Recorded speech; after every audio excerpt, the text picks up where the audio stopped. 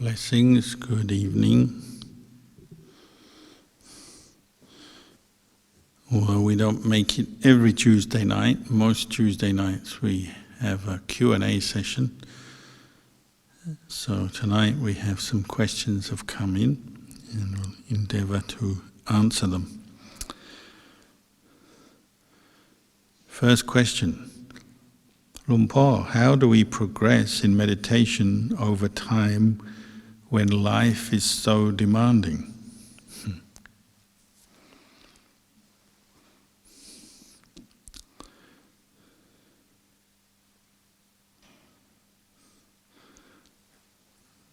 The way this is phrased, it's like life is a person, isn't it? This person is so demanding.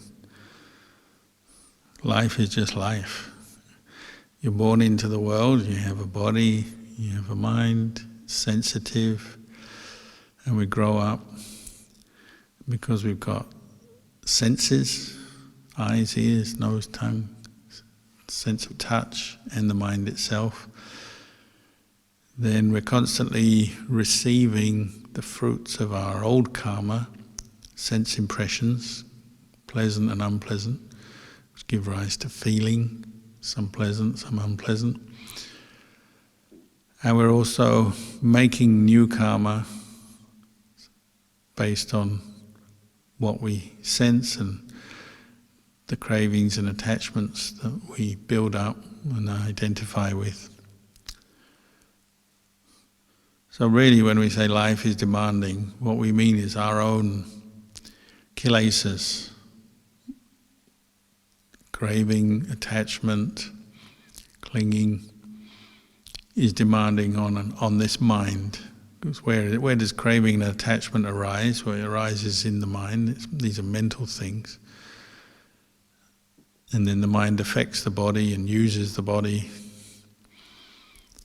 So sometimes the mind is following the Dhamma, the Noble Eightfold Path, Sila, Samadhi, Panya.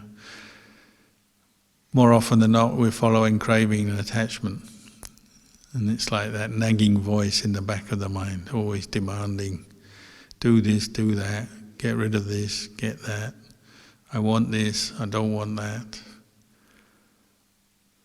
Which leads us on to do things. Not just a voice, but leads on to action. And then there's a lot of frustration because you don't always get what you want. You don't always get rid of what you don't like, and you don't always obtain or get what you do like. So lots of frustrations and disappointments. But we have to look closely. The Buddha encouraged us to observe closely what's going on, and he gave us a whole framework and way of understanding that. What we call the Noble Eightfold Path. All the teachings of the Buddha helping to explain how to use that, how to reflect on experience and understand better, so that we don't just sit there blaming this kind of fictitious person we call life for all our problems. We look more closely where these problems are arising and who calls them problems anyway. You know, that's also the mind just saying, oh, this is a problem, that's a problem. And that's why we have to cultivate all the factors of the Noble Eightfold Path. Dana, Sila, but particularly develop right view, right understanding, right effort, right mindfulness, right samadhi, so we can really get to know this mind.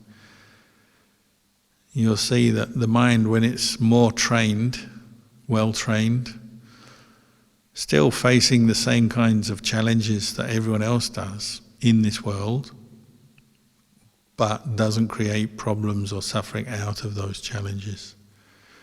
You know, the challenges of birth, aging, sickness and death, earning a living, living with other people. You know, there's a way to deal with all of that using the teachings of the Buddha and the practices that he gave us. But the practices the Buddha gave are not just to be believed in, they're to be used, applied, developed in everyday life. So it's not just meditation, it's also developing right view, right understanding of the way things are.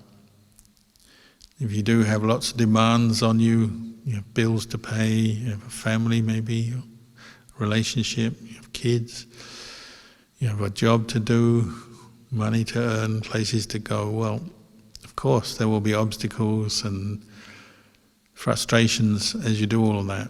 But you have an answer to every question in the Dhamma that the Buddha taught. You have really good explanations from the words of the Buddha, you have practices that you can apply.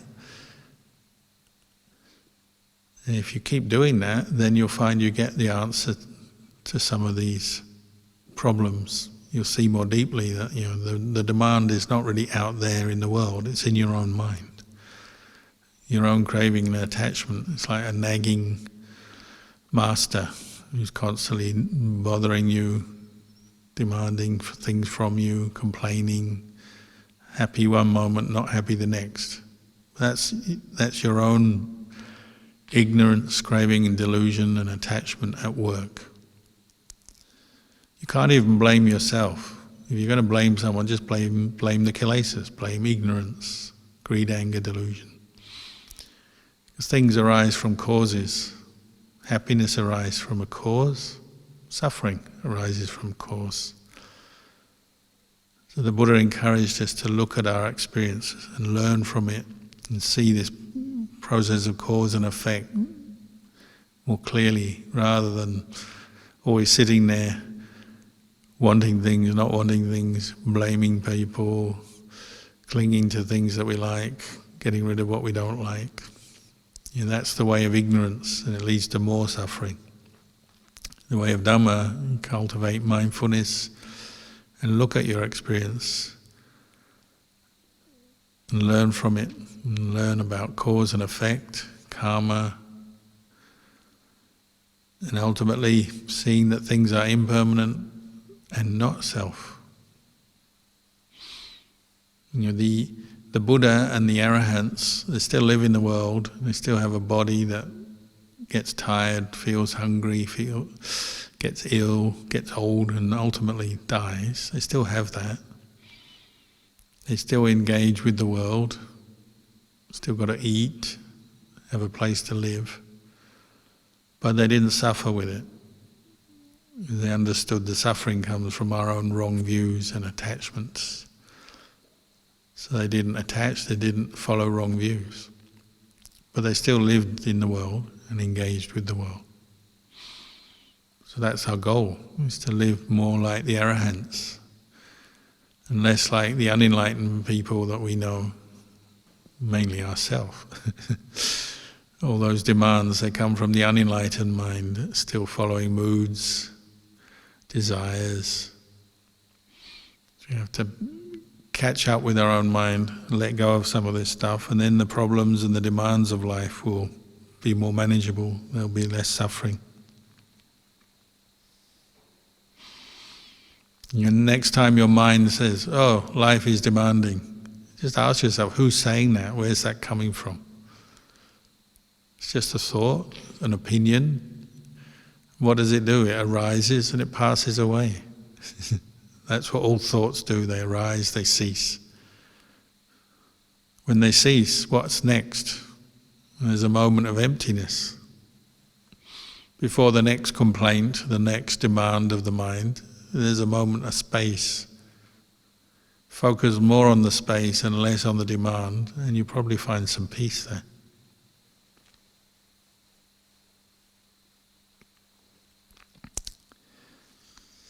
Next question.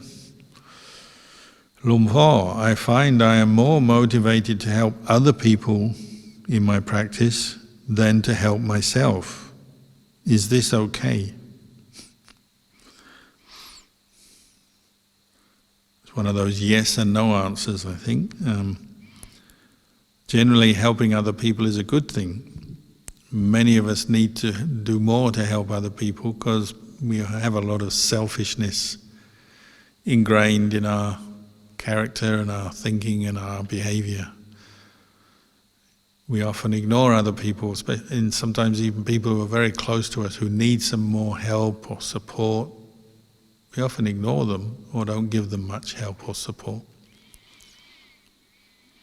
So as a general teaching, the Buddha encouraged us to practice Brahma-vihara Dhamma.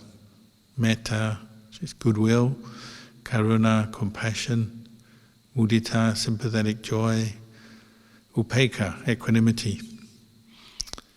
Obviously these four different qualities aren't exactly the same, but they all come out of the same thing. We're training this heart to abandon greed, anger, delusion.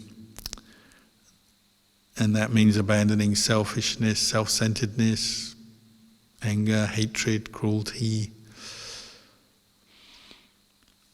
So the Buddha encouraged us to follow his example and the example of all kind of spiritual teachers, enlightened people, who cultivate kindness and compassion every day, more and more, and to all beings, not just the ones we like or know, but to all beings everywhere.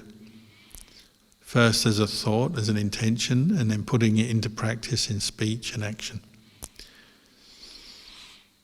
But you remember, these four Brahma-viharas, they have, the last one is equanimity, upekkha, which is based primarily on an understanding of the law of karma, that each being in this world goes according to the karma they made, good and bad. Each one of us, ourselves and then others, we all are receiving the fruits of our past karma, and we have to be aware that we're making new karma through body, speech and mind. So as you contemplate that, you realize that even practicing kindness and compassion, there's some dangers involved. Sometimes we overdo it. So we push ourselves out. I should be more kind, more helpful to others, do more for others, which sometimes is a correct view and correct reflection, but sometimes we overdo it and then we forget ourselves, and so we overdo it and get ourselves worn out, burnt out, create suffering for ourselves and sometimes even for other people as we're trying to help others.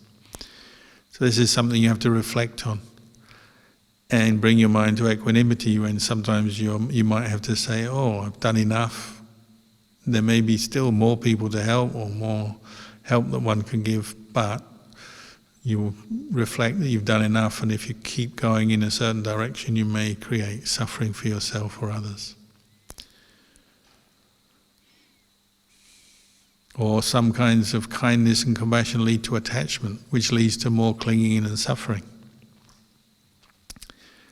So as we cultivate a general attitude of goodwill, kindness to others, of course, these are good qualities to develop, but we also have to balance it with the equanimity and know that sometimes there may be nothing we can do to help another, or even in our own case, there may be nothing we can do to improve our own situation sometimes. We may just have to be very patient with some suffering that's come up.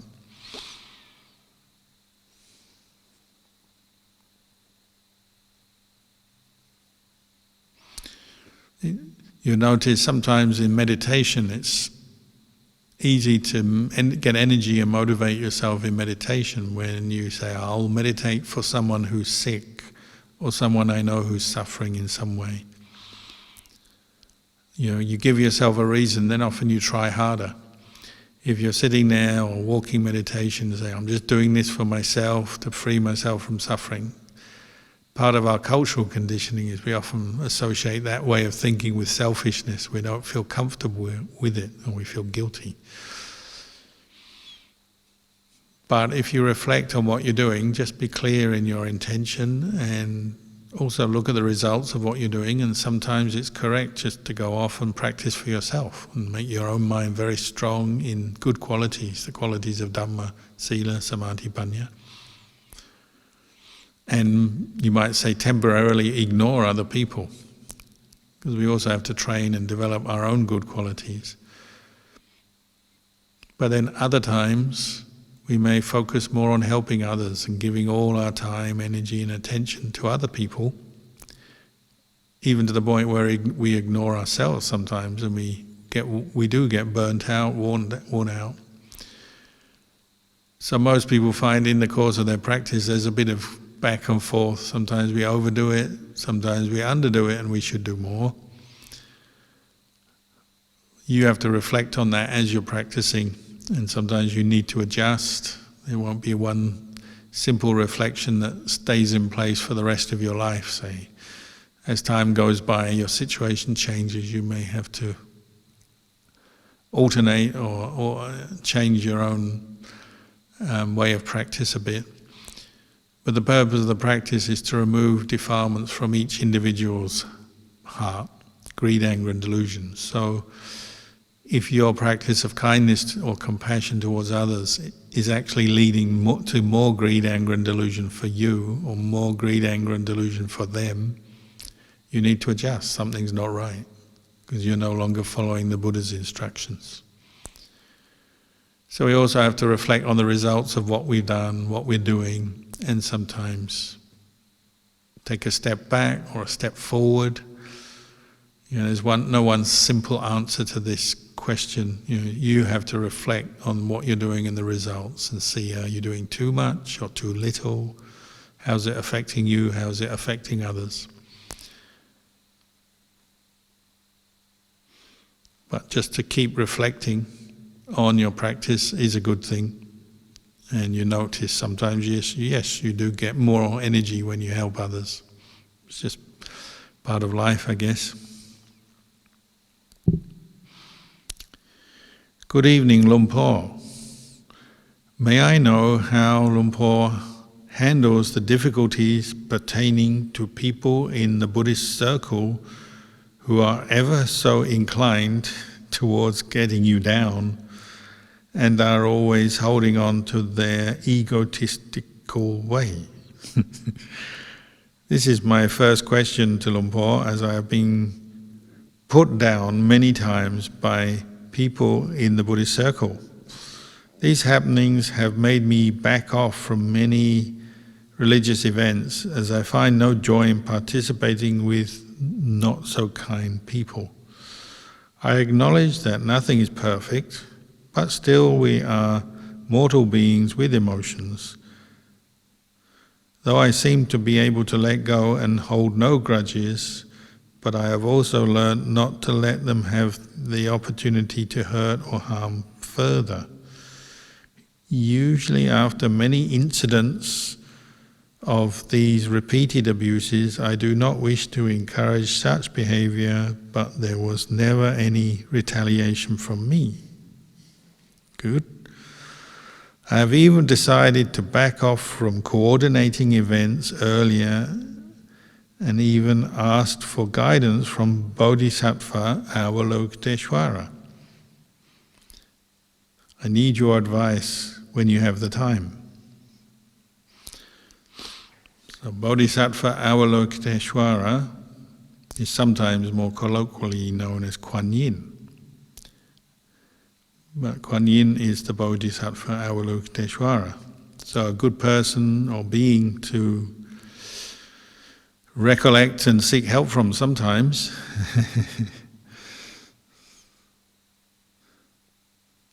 So yes, you could say people who give up a lot of time for helping Buddhist monasteries, Buddhist groups, these kind of more large-scale activities, they certainly do encounter all kinds of problems. Because if you're trying to sacrifice and do work for the common good with nothing material in return, it's not a paid job, you're just volunteering or trying to help organize events or in a monastery or in a Buddhist center. These kind of questions come up a lot for people, I think. You get tired and you're dealing with people and their views and opinions and egos. You're dealing with your own personal physical tiredness, the frustrations of working for free, often with little recognition, and sometimes even just being dumped on by people. Ajahn Chah's comment was, the abbot, if it's a monastery, or it could be the committee member or the leader if it's some kind of lay group, is like a rubbish bin. Rubbish bins, like in our monastery, we had a katina this weekend, so we had a lot of rubbish. So we've been cleaning up rubbish the last few days. Rubbish bins just have to accept everything without complaint. Good, bad, ugly, beautiful, new, old, disgusting. You can, sometimes you have to put flowers, quite beautiful flowers off a shrine, but they've worn out, they've reached their time, you put them into the rubbish bin. Sometimes you put feces into a rubbish bin, or horrible stuff. So a rubbish bin just has to take it. So Ajahn Chah said the abbot or the leader of a group is like the rubbish bin. They take everything, good, bad, ugly. It's just part of the job. So you might say, don't take on the job if you're not ready for it, because you need certain qualities, don't you? If you're in a role of leadership and sacrificing for others, you will encounter these kind of dynamics. People's egos and conceit and attachment to views and opinions and self-view and status, and it will lead to people rubbing against each other, the friction of life. And particularly in a situation where everyone is doing it for free, sometimes all you've got left is your ego. At work, you're more careful what you say and do because your work depends on it. Your job, your money, your revenue depends on it. Maybe in a volunteer situation or a monastery, sometimes people forget that because it's not a place of work, and you maybe speak more freely, so then people's egos do come up. The right way of doing things, the wrong way of doing things. So if you take it all as a place of learning, then you learn, being the rubbish bin, you're learning to be mindful, calm, steady in the face of all these different sense impressions and moods that one picks up from other people and from organising events, say. There'll be plenty, we say plenty to digest if you're in that kind of role. And sometimes some food, when you digest food, sometimes it's easy to digest, like, rice porridge or something that's kind of liquid and fairly bland. It's quite easy to digest. Some kinds of foods are very oily or greasy or spicy or in some way or other bitter, and they're hard to digest. People are the same, aren't they? Some people are easy to live with, some people are hard to live with, some people are easy to work with, some people are hard to work with. It depends on the level of Dhamma, the level of sila, the level of right view.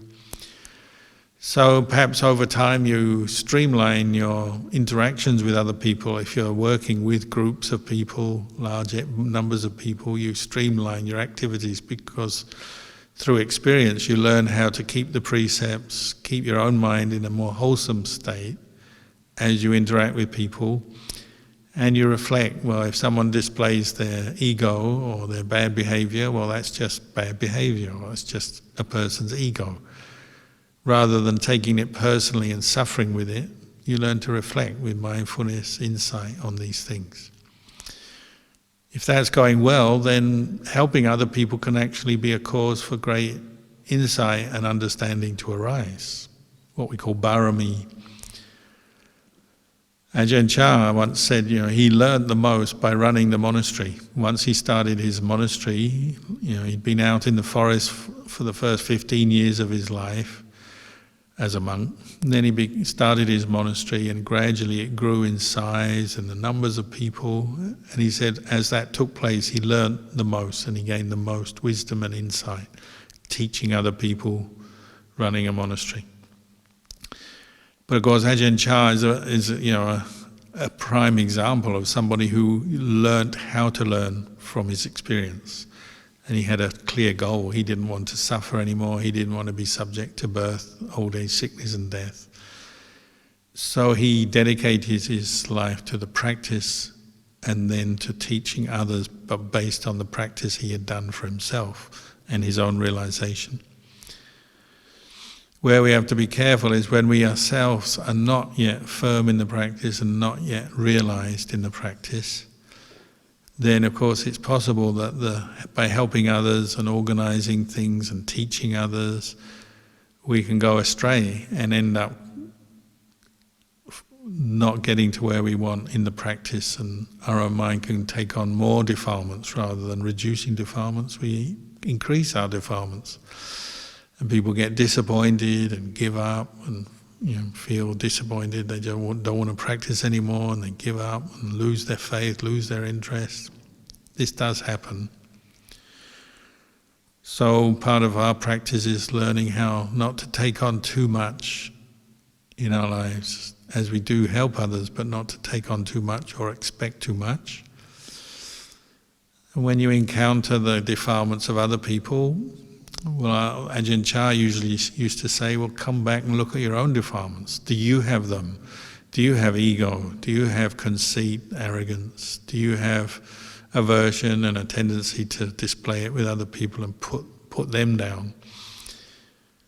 You may see these things in other people's behavior, but come back and look at your own mind, your own heart, and your own behavior, and see where you need to adjust and learn and improve. So in that way, even though it's hard work sometimes working with other people and experiencing their defilements, it can be enlightening, because if you're reflecting back on your own heart, you see something in someone else, it comes back to you, and you learn from yourself in your own mind. Some of these lessons are hard because they're painful, difficult lessons to learn, but then the best lessons are usually difficult and painful. If everything is easy, you probably are not learning very much. If it's too easy, you may even be going backwards and becoming attached to the comforts and the ease of life. So don't be afraid of a little bit of difficulty in the practice, and that may involve difficulty with other people, what they're doing. And you quoted at the end, you say sometimes you look to Avalokiteshvara Bodhisattva for help. Well, bodhisattvas are very good ideals and reflections. You recollect the bodhisattva, you're recollecting a whole number of qualities that you aspire to and want to develop yourself. So the patience, the energy and effort, the compassion, the wisdom, the mindfulness, all the good qualities that a bodhisattva, these top bodhisattvas like Avalokiteshvara embody, you're aspiring to bring them up in yourself. So by recollecting them, you may get some strength and then put effort into whatever obstacles you're going through. Because the bodhisattva, like the Buddha, has gone through everything. Whatever we're going through, they've already gone through it. They've already learned what they need to learn. They've already learned to let go of ego, attachment, greed, anger, delusion. So, don't despair, even though there are obstacles in working with other people. You're not alone. Everyone has to encounter this. I certainly do. Any other monk will, anywhere in the world, and not just monks, nuns, lay Buddhists will encounter this, because you're practicing for yourself, and then you can't help but also notice other people's defilements. So keep going, don't give up, and we wish you well. May you be enlightened quickly. Maybe by helping other people you'll get enlightened more quickly. Fast track.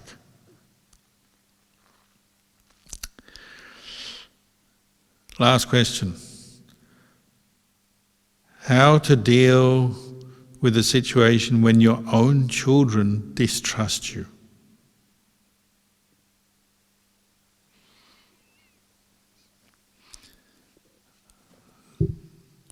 Well, I'm single, unmarried, no children, but just observing people at work and how things go. I would imagine if you are writing a question like this, then it might be quite a strong feeling of distrust with quite important consequences in the family perhaps and in your relationships. Everyone has a certain level of healthy skepticism in life, which is probably good. That's why we are curious to learn things and want to find out about the world, because we don't know. And that will come up between parents and children as well, because when little children, they believe things easily, and so we often, deliberately or sometimes without realizing it, we can trick them or convince them about things that are not really true, but it's just convenient for us, or it's a cultural thing, Father Christmas, this or that. You get them to believe in the tooth fairy or something, and then later they grow up and they realize, oh, it was all a lie. And that's one of the problems with lies, even what we might call a white lie or a good-natured lie. A lie is still a lie. And so if parents are caught lying, even in this sort of more gentle way, as opposed to something very dishonest and cruel or something, but when you're caught, and then your kids tend to remember, don't they? Oh, Mum lied about the Father Christmas, or Dad lied about the tooth fairy, or this or that.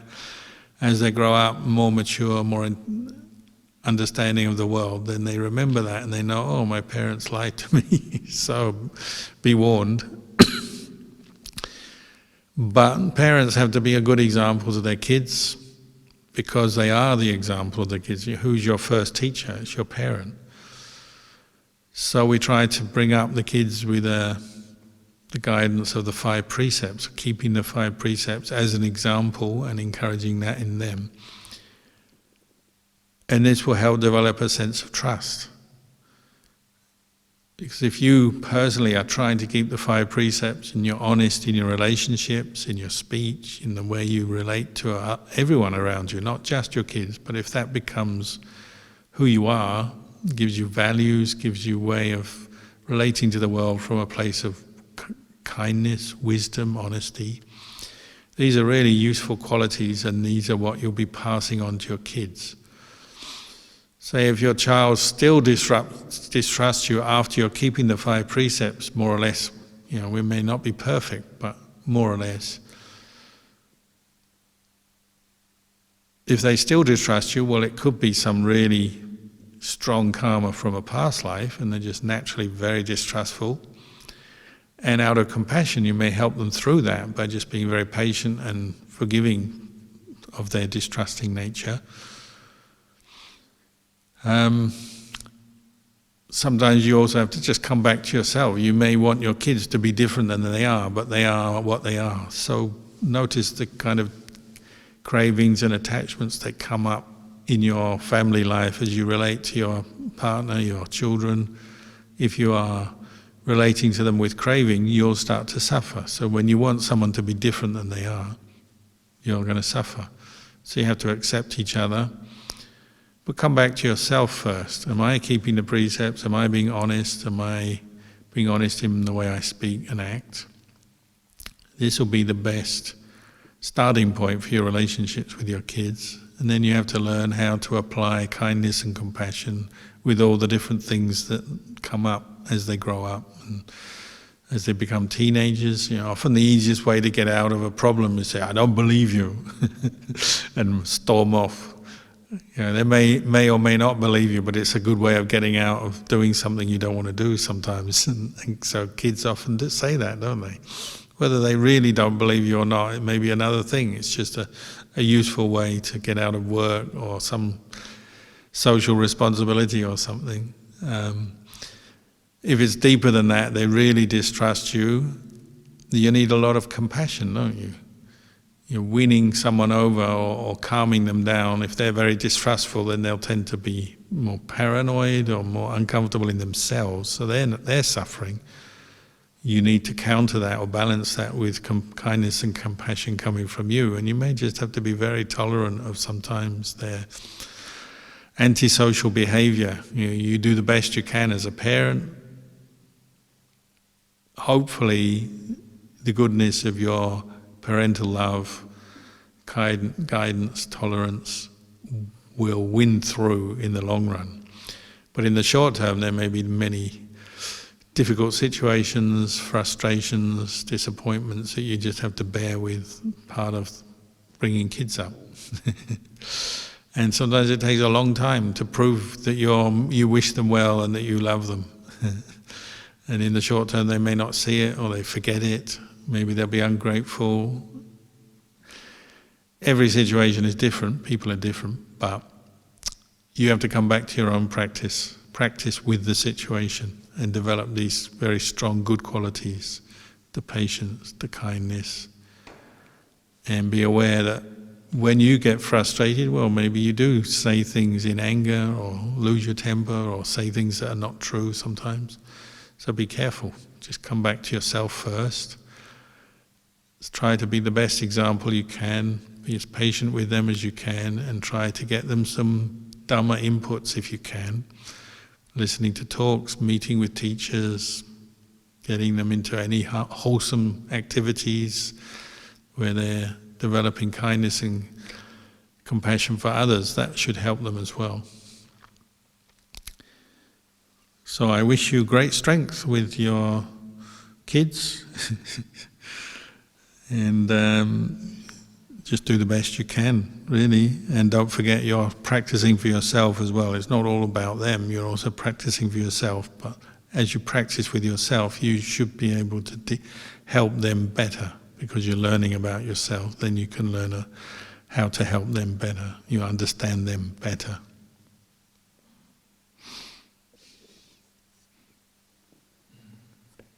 So, that's the questions for tonight.